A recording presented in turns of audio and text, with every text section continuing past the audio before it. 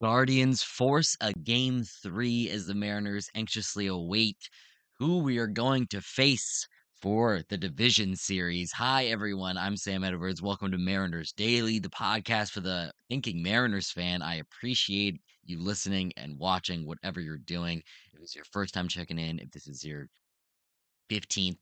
That's not possible. 13th. This is number episode 13. 15th not possible. If you're checking in for the 15th time, I don't know what you've been doing here.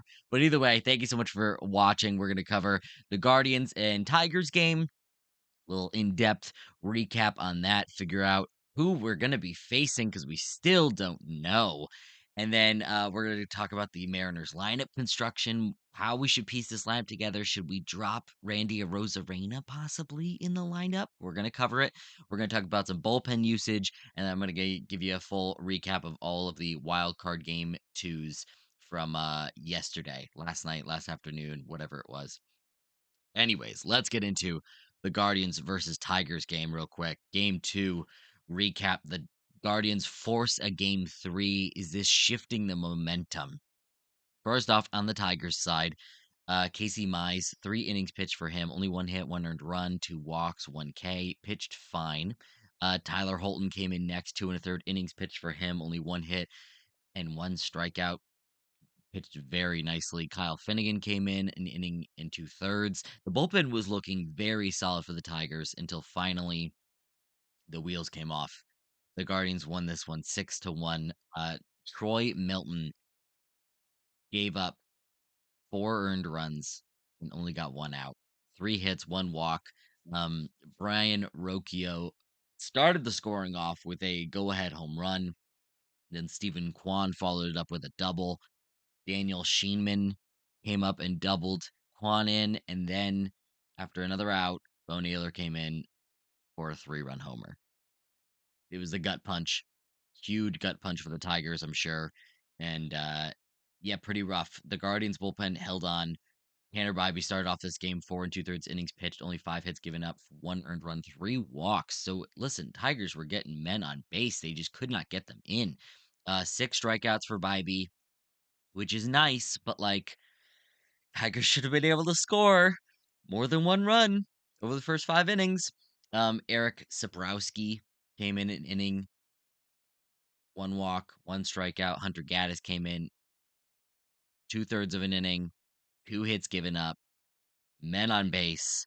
Tigers need to score, and then Tim Herron comes in and strikes out 2 and cleans it up real quick. They did a fantastic job, the Guardians, of bringing in the right pitchers for the right times, and yeah, it was the 7th inning, first and third, with no outs for the Tigers, and they did not score. Torkelson flied out, and then Perez and Jones struck out each, and then it was Rocchio in the bottom of the 8th, the response. So crazy. I don't know about this, man. This is crazy. If you listen to yesterday's episode, I was pretty set that the Tigers were gonna win. It's a little tough to say. They got Slade, Ciccone? Ciccone. Is that the last name? I think it's the last name. Slade Ciccone going for the Guardians versus Jack Flaherty on the Tigers side. I don't know who's gonna win that. It's gonna be close, but either way, I think the Mariners can take whoever they're facing. And whoever wins tonight, I'm gonna give a full in-depth breakdown tomorrow on that team, how we face up against them, and yeah, I mean, I've talked about the Guardians and Tigers quite a bit lately, just because we've kind of known that we're probably going to face one of those teams, and now we know for a fact we are. So I'm really curious to see what happens. Let me know in the comments who you would rather face, the Guardians or the Tigers. I think I'd still rather face the Guardians, even though it does feel like they have momentum on their side. It's just hard for me to ignore the star power that the Tigers do have, especially in Tarek Skubal. I'm really curious though. I'm very interested to see what happens. This series also sets back both of their rotations quite a bit. It doesn't set back ours because we get a nice break. And in this break, that means we get to look at what our lineup might look like for this series. I set this up mainly versus right-handers. Now, obviously, versus lefties, it's going to be a little bit different, and I'll cover that. Um, I've got some changes I want to make to this lineup. And listen, I know it might be crazy, and I might be crazy. I don't know. So if I'm crazy, let me know in the comments, please, because just, bring me back down to earth. But a Rosarena has not been good in September. I've covered this before this week. Over 30K percentage in September for a Rosarena. I can't have that. I can't comfortably put him in my leadoff spot right now. And I know it's the playoffs, and I know we've talked about it. We've talked about how good Randy is in the playoffs. So maybe you start off with him at leadoff. I'd be okay with that. But the minute we don't see any improvement from what we've seen in September, I'm dropping him, man.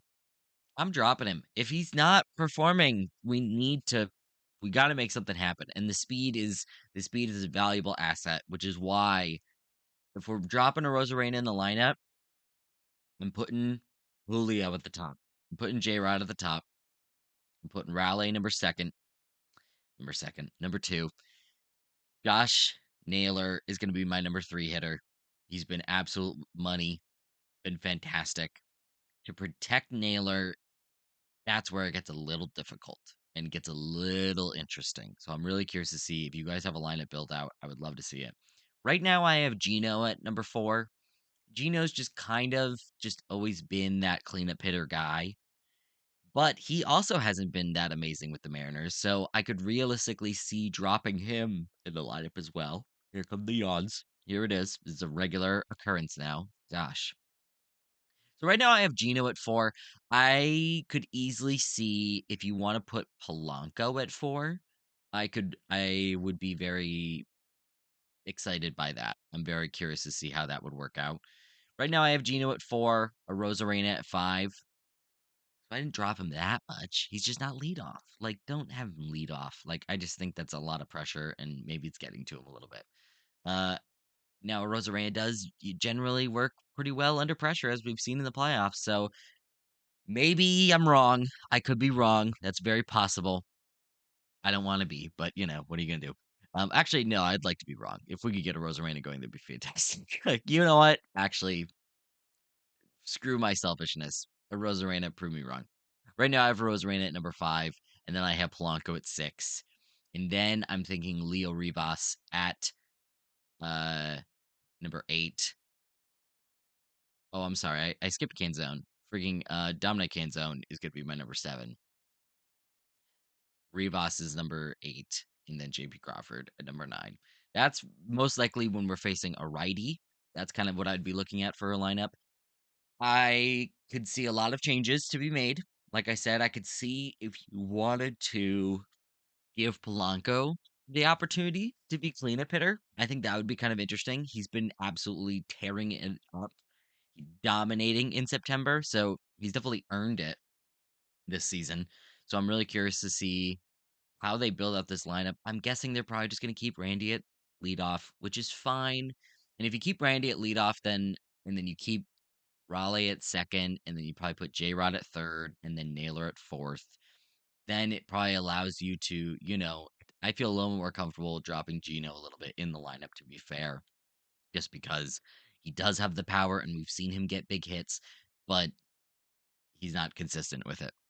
So I would like to see him at least fifth or lower. If you want to put Polanco fifth, that would be cool with me. Canzone has been on fire, so I could understand him being above Gino in the lineup if you wanted to do that as well. It's all about how much Wilson really believes in the value of having those veterans higher in the lineup. And my guess is he will value it. So I could see Suarez at fifth, Polanco next, Canzone, Rivas, JP Crawford. And also, I think Rivas is deserved, has earned some solid playing time. I could understand seeing Rayleigh at first base slash DH, depending on where you want to put Naylor. But Rivas, I think, has earned it. He's been hitting very well. So I'm curious to see where they go here, hitting wise, especially with the DH spot slash first base slash second base. We'll see. We'll see. On the bench, obviously Garver, Robles, Rayleigh, Master Brioni, I believe he's going to be our fourth bench spot. That'd be my guess. I guess they could go Cole Young, but I don't think they're gonna go that way. Like I've covered a couple episodes ago. Which if you guys haven't been checking in, bro, I'm covering so much. It's especially with no games happening this week. This has been some solid analysis the past couple of episodes. So definitely check those episodes out. It's been a lot of fun. A lot of fun breaking down this team, going even more in depth because I have time to, and because there's no Mariners games happening right now, so I can really like dig my heels in a little bit. Um, just like this lineup breakdown. Tell me what you think. Let me know. Let me know if I'm crazy for dropping a Rosarena already. I think, yeah, maybe I'm reacting a little too quick. Rosarena's had a very good year, more than above average year, very good power, very good speed. He's a dynamic leadoff guy. I see J-Rod as similar, if not better. So like seeing him at leadoff spot gets me more excited. But if you throw Rosarena at leadoff, then it kind of almost lengthens your lineup a little bit more. Um, but I don't know. He just hasn't been that great. So it's tough for me to decide what to do with him, really. Pardon me. A little water. On the bench, like I said, versus lefties, obviously I could see Garver and Robles getting some playing time. Rarely, I think you could I like I said, realistically see a DH. That's very possible, but I think this is a solid starting lineup. Um Canzone has been fantastic, man. Honestly, Canzone and JP Crawford, that just completes this lineup so well. So well. And I'm nervous. I'm definitely still nervous. I've been talking a lot of confidence. I've been talking a lot of big talk on these episodes, talking about how confident I am that whoever makes it, the Guardians of the Tigers, that we're gonna beat them. And I do believe that, but doesn't mean I'm not nervous. I'm nervous, man. I'm definitely nervous. And the thing that's gonna make me probably bite my nails the most is this bullpen. Let's cover the bullpen. Let's break it down. What roles? What roles should we expect for this bullpen? I don't know. Obviously, you got Munoz on the back end. Absolutely. Bizzardo has been our firearm, as soon as we get into trouble and we need that guy to secure it and get out of it, it's Bizzardo. And I do love that role for him. Um, Bizzardo is so good and he's definitely our second best guy. So it's definitely one of those situations where it would be kind of nice if he was just a set it and forget it, eighth inning, end a game, just get to Munoz. But I do like Bizzardo a lot in this fireman role. I think it's really valuable, and I think they've needed it as well. With guys like Gilbert who aren't able to go super deep into the game, it's nice to be able to lock down that next inning and keep us in the game a little bit longer. Gabe Spear, is it Spear or Spire? Please let me know in the comments. Honestly, I should probably look this up. Damn it. I should probably do that. Gabe has done extremely well this season. I think he's next up on my board on high leverage roles, high leverage situations. I want Gabe going out there. Matt Brash. Now listen, the rest of the see, this is kind of a difficult part with this bullpen is that the rest of the bullpen has done extremely well, but Brash has that swing and miss stuff that you need in those type moments. But he hasn't been as consistent as some of the other guys, as Luke Jackson, as Caleb Ferguson. Emerson Hancock has been doing fantastic through September. What have you done for me lately? And Hancock's been doing it. Rash has been a little shaky, but the strikeouts are still there, and he does have a good body of work. And I do believe in him to a certain extent, but he's also a little scary with the homers. The homers are an issue. So difficult to say. We've seen the Guardians get some big hits, some big homers from Rocchio yesterday. So if the Guardians make it on, obviously anybody can homer with the Guardians. I swear. It feels like anybody can. It feels like as a whole their lineup is not very good, which is true, but anybody could pop that solo shot at random times. And I'm a little bit worried that'll be against Brash. So Brash is tough because he gets those strikeouts, but he gives up those homers. So I could go either way here. Luke Jackson, Caleb Ferguson. Ferguson obviously taking down those lefties. They've both been very good. They just don't get the strikeouts that Brash does. And those just it's just very important to me in the bullpen to be able to not make anything happen. No contact is great. I don't want them to make contact. And Jackson and Ferguson just play into that a little bit more, and they just don't strike as many guys out. So I would go Luke Jackson possibly next, and maybe Brash. Ferguson versus the lefties, get them done. Hancock is a great long relief guy. Bryce Miller is going to be in the bullpen as well as a long relief guy, most likely, which I'm down for that. I honestly think that he could possibly unlock something for Miller. If he can just focus on run and gun, fastball, changeup, slider, bear down, and I could see him coming out, popping some high mile per hours, his first time out of the bullpen in the postseason, especially if it's not in like a losing situation. I would be very curious to see how they use him because I don't know. I don't know what they're gonna do with him. I don't think they're just not gonna throw him, right? He's been bad this season. I don't know. It's tough to say. It's really tough to say. I don't know. I don't know how they're gonna use Miller. Let me know what you think. Let me know what you think because I don't know. But Hancock has been that long relief guy that you know and maybe he gets a start or so. And then even with the rotation, I don't know if now that I'm seeing more updates, I don't know if Wu is going to be ready for game one, and maybe it doesn't line up perfectly for him to get game one. So maybe you throw Castillo out game one. People are still talking about Gilbert as possibly game one. I don't think he should get game one personally. That's just me. He scares me. Does get those swings and misses though, so that's been fantastic. The splitter is filthy. He's just not getting enough strikes, and that's it. He's just not throwing enough strikes, which is kind of typical and makes sense for Gilbert. So either way, I gotta silence my phone right now because I'm getting notifications and I don't want that to show up on the podcast. All right, guys, let's finish this puppy off. Wild recap number 2. The Dodgers, as everybody expected, moved on. But the Yankees and Padres win game 2 to force a game 3. First up, the Padres. Padres versus Cubs. The Padres win this one 3-0. Very low scoring 2 games so far between the Padres and Cubs. Dylan Cease started this game for the Padres.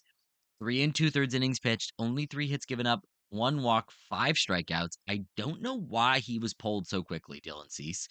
But apparently they just felt like it was time to pull him. Adrian Morjan, Morhan. I think it's Morhan. Either way, he came in relief. 2 1/3 innings pitched for Morhan. 1 strikeout, no runs, no hits, no walks.